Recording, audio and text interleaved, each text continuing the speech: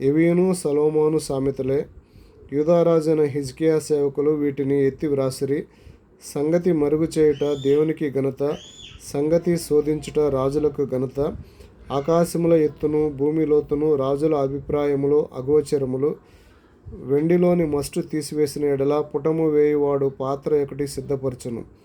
రాజు ఎదుట నుండి దుష్టులను తొలగించిన ఎడల అతని సింహాసనము నీతి వలన స్థిరపరచబడును.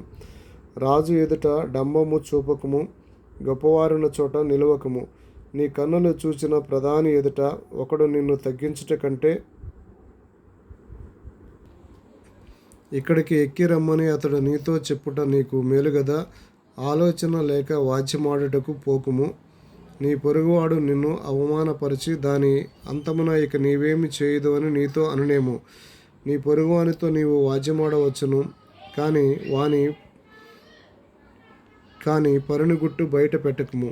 బయట పెట్టిన ఎడల వినువాడు నిన్ను అవమానపరచునేమో. అందువలన నీకు కలిగిన అపకీర్తి ఎన్నటికినూ పోకుండును.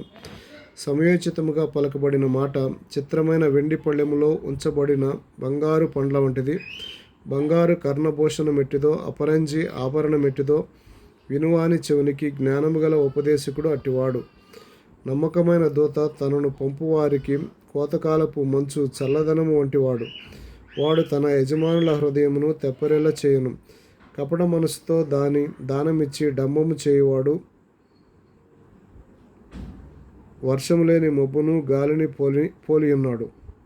దీర్ఘశాంతము చేత న్యాయాధిపతిని ఒప్పించవచ్చును.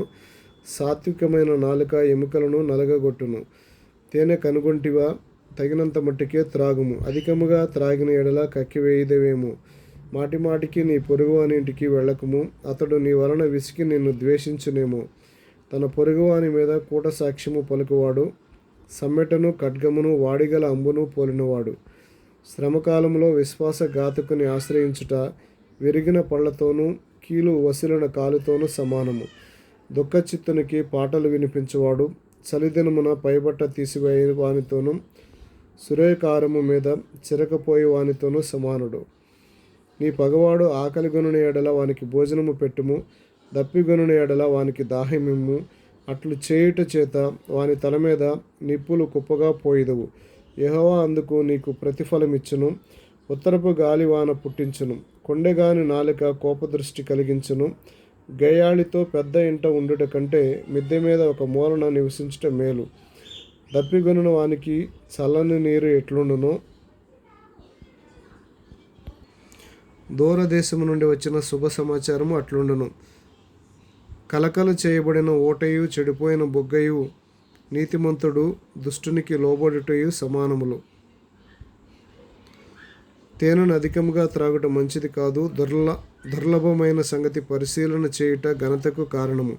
ప్రాకారము లేక పాడైన పురము ఎంతో తన మనసును అణుచుకొనలేనివాడును అంతే.